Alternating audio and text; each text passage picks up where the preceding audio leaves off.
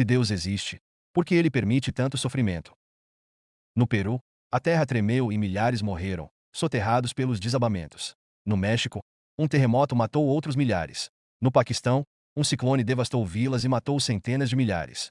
No Vietnã, mulheres e crianças inocentes morreram nas atrocidades da guerra. Na Austrália, uma garotinha de 8 anos desapareceu, e 1 ano e pouco depois seu corpo foi encontrado em estado de decomposição, vítima de espancamento seguido de homicídio. Foi sacrificada ao desejo cruel de um outro ser humano. Se Deus existe, por que ele permite tanto sofrimento no mundo? Há pessoas pensativas que, ao verem o sofrimento de uma criança e o horror da guerra, concluem: com certeza, Deus não existe. Se existisse, ele não permitiria todo esse sofrimento. A Bíblia trata desse assunto. O livro de Jó indaga: por que os justos sofrem? No Salmo 73, o salmista observou a prosperidade dos ímpios e concluiu que é inútil tentar viver retamente. Versículos 3, 12, 13.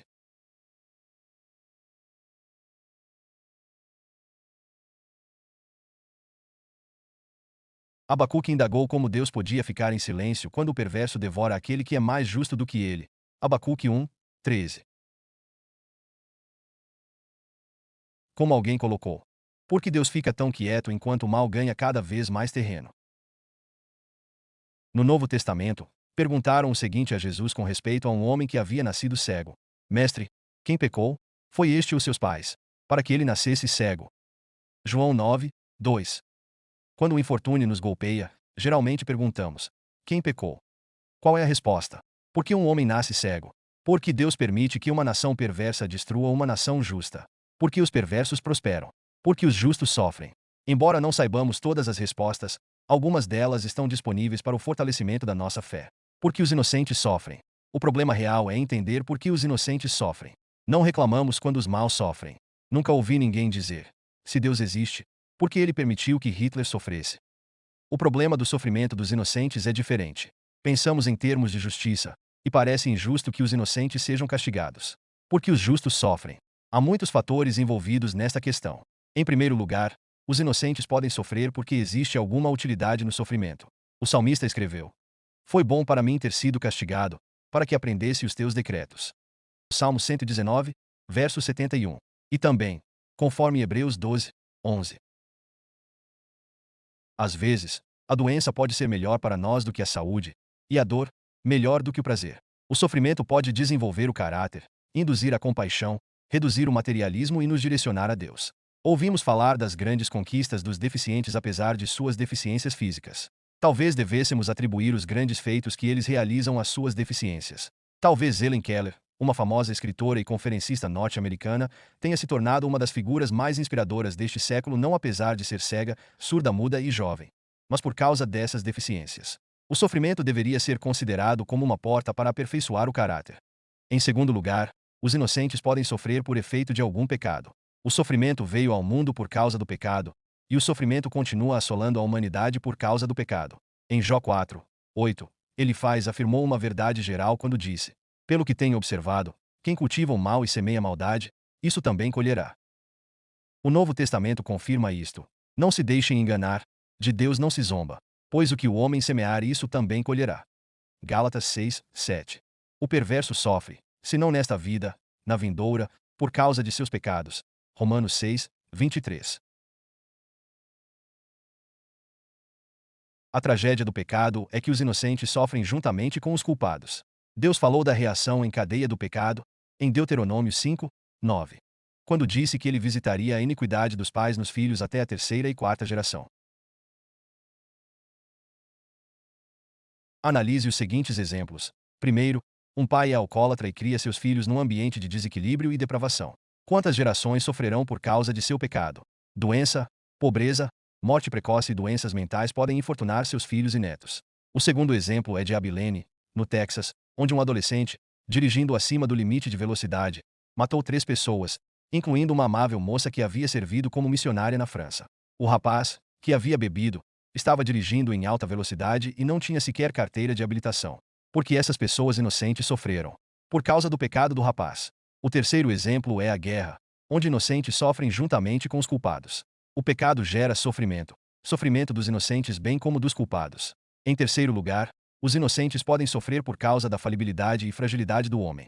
O pecado sempre gera sofrimento, mas nem todo sofrimento é resultado de pecado. Jesus explicou isso quando respondeu à pergunta a respeito do cego de nascença. Disse Jesus: nem ele, nem seus pais pecaram, mas isto aconteceu para que a obra de Deus se manifestasse na vida dele. João 9, 3. Os judeus tinham a equivocada ideia de que todo sofrimento era resultado de pecado, mas Jesus disse que não era assim. Alguns sofrimentos resultam de falha de julgamento do homem. Por exemplo, ele julga mal até onde pode nadar e acaba por se afogar. Não há pecado envolvido neste caso, só uma falha humana que leva a sofrimento humano. Um trem descarrilou na Austrália e matou 9 pessoas. Erro humano foi a justificativa do acidente. A falibilidade humana causou o acidente, e inocentes sofreram por causa do engano. Enquanto vivermos num mundo povoado por seres humanos imperfeitos, propensos a acidentes, podemos esperar por erros que ferirão tanto inocentes como culpados. Em quarto lugar, os inocentes podem sofrer por entrarem em conflito com as leis da natureza. Na verdade, não somos nós que quebramos as leis da natureza. Quando desobedecemos a elas, elas é que nos quebram. Quebre a lei da gravidade, por exemplo, e você é quem será quebrado. Mas, por que os inocentes sofrem, assim como os que são feridos ou mortos em terremotos e furacões, quando, aparentemente, não quebraram nenhuma lei da natureza? Visualize nosso universo como uma máquina gigantesca. Suas rodas e engrenagens giram implacavelmente. Há explosões controladas, pistões bombeando a velocidades fantásticas, sistemas de refrigeração e aquecimento. Uma força inacreditável está sendo gerada, retransmitida, usada e dissipada. Tudo está acontecendo de acordo com as leis, algumas das quais conhecemos e outras não. Aqui estamos nós, andando não em volta nem no alto, mas no meio dessa máquina. Conhecemos algumas regras, algumas leis, alguns riscos, de modo que podemos nos esquivar dessas mudanças de engrenagem ou do pistão giratório. Mas não conhecemos tudo e não podemos evitar todos os perigos. Finalmente, acabamos entrando no caminho de algum pêndulo, ou inconscientemente ficamos entre uma das engrenagens, ou nos colocamos no meio dessas explosões. Quando isso acontece, o que fizemos de errado? Nada, exceto nos colocarmos no caminho da operação do universo. Esse é o único erro cometido pelas pessoas que são mortas num terremoto. Alguma força interior gigantesca balança compulsivamente a Terra, e elas morrem simplesmente porque suas presenças as colocou no caminho da operação das forças da natureza. Em tais circunstâncias, temos algum direito de dizer: parem o mundo. Eu quero descer. Não é possível parar uma tempestade, para que possamos nos salvar.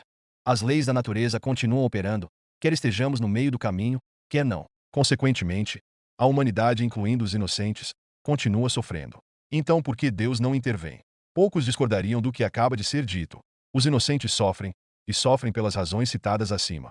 Mas então, a pergunta muda para: se Deus existe, por que ele não evita o sofrimento? Por que ele não impede que os perversos firam os inocentes? Por que ele não impede que os bons cometam enganos, e que os inocentes se firam por causa dos erros dos outros? Por que ele não controla o universo para que os inocentes não sejam prejudicados pelas forças da natureza? Vamos ponderar duas respostas possíveis. Deus não intervém porque ele tem de respeitar a natureza do homem.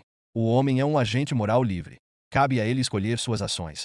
Suas escolhas não são predeterminadas. O homem é livre para fazer escolhas erradas, para se prejudicar e prejudicar outros.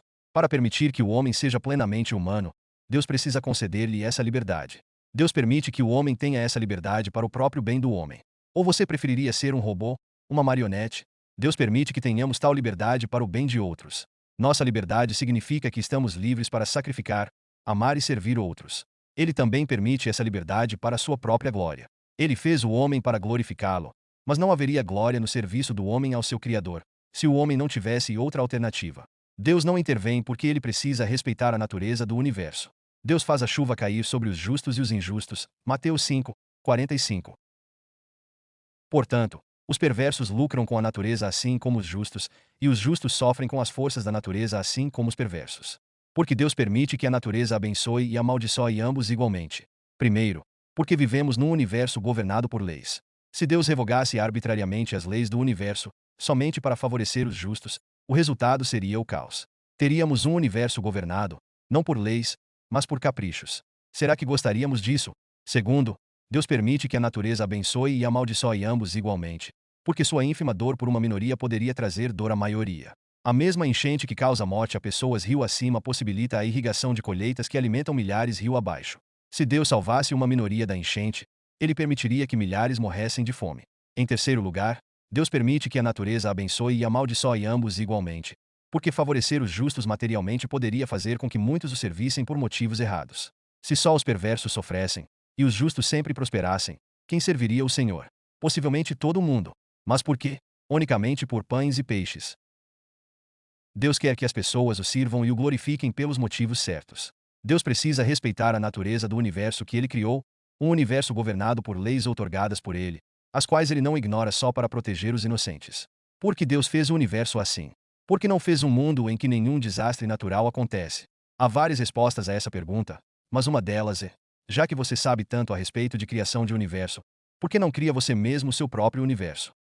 Já que não podemos fazer o que Deus pode, e não sabemos tudo o que ele sabe, não deveríamos criticar o que ele fez.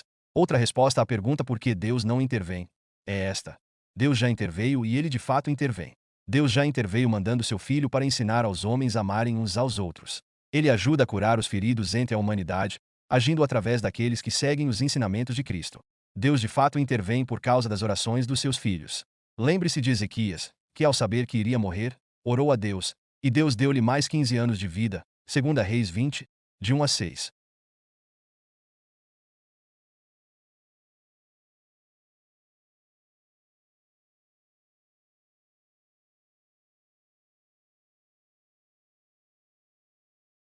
Quantas vezes ele já respondeu nossas orações, só a eternidade revelará. Deus nunca deixou o universo seguir seu próprio curso sozinho. Este ainda está sendo sustentado por Cristo. Deus ainda responde às orações. Contudo, nem todas as orações são atendidas. E por quê? Porque elas nem sempre estão de acordo com a vontade dele. Às vezes, pode ser melhor para os propósitos dele em relação a um filho amado, um não, como resposta. Por isso oramos como Jesus: seja feita a vossa vontade, e não a minha, crendo que Deus, na verdade, fará o que for melhor para que os seus propósitos se concretizem. Mas surge uma terceira pergunta em nossos lábios: já que nos cerca tanto sofrimento sem sentido, e já que Deus às vezes parece não se importar com isso, perguntamos: por que devemos crer em Deus? Devemos crer em Deus porque não há uma alternativa melhor. Sem Deus não há explicação satisfatória para todo o sofrimento no mundo. O ateu precisa crer que o sofrimento é resultado das forças cegas da natureza, da lei da selva, de uma existência na qual ele busca significado. Mas essa explicação não satisfaz. Até mesmo os que rejeitam a ideia de Deus existir continuam procurando respostas e sentido. Além disso, sem Deus não há explicação alguma para as bênçãos no mundo. O colunista de um jornal norte-americano, chamado Sidney Harris, colocou essa questão da seguinte maneira: um argumento favorito dos que se opõem à ideia de um Deus que tem um propósito consiste em ressaltar todo o mal existente no mundo. Como um Deus benevolente, dizem eles, permite que tanta maldade exista e aumente. Sempre prefiro responder essa pergunta com o inverso dela, confrontando essas pessoas com o que chamo de o problema do bem. A que elas atribuem a existência de tanto bem no mundo. Como explicar que o homem chegou ao cúmulo do amor, do altruísmo e do autossacrifício? Porque ele deveria dar a vida por um amigo, porque ele deveria sacrificar seu bem-estar por outros. Porque a história da humanidade tem sido tão iluminada por heróis e mártires que morreram prontamente por um ideal maior do que eles próprios. Nossa tendência é desprezar as virtudes da humanidade e denunciar violentamente seus vícios. Mas por que será que a humanidade possui tantas virtudes que outros seres da Terra não possuem? Temos muito mais motivos para nos alegrar com a bondade de Deus do que bradar contra a imperfeição do homem. Isso não é mesmo verdade? Não existe tanta bondade no mundo que deveríamos ficar admirados. De fato, a única coisa que nos capacita a identificar o sofrimento é o fato de experimentarmos tantas bênçãos. Você não poderia identificar a escuridão como escuridão, se não conhecesse a luz. Você não saberia que dor é dor, se tudo o que você sempre tivesse experimentado fosse dor. Você não saberia que está doente, se jamais tivesse experimentado a saúde.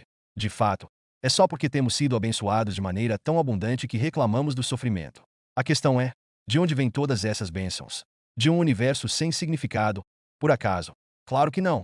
Tem que ser de Deus. Sugiro que o ateu tem um problema mais difícil de resolver do que os cristãos. Ele nos pergunta: se Deus existe, por que há tanto sofrimento? E nós perguntamos a ele: se Deus não existe, por que há tantas bênçãos? De fato, por que há algum bem no mundo? Obviamente, para os cristãos há sempre uma resposta final à pergunta que estamos analisando. Podemos não saber agora, mas saberemos no fim de tudo. Um dia entenderemos. Cremos que Deus sabe tudo.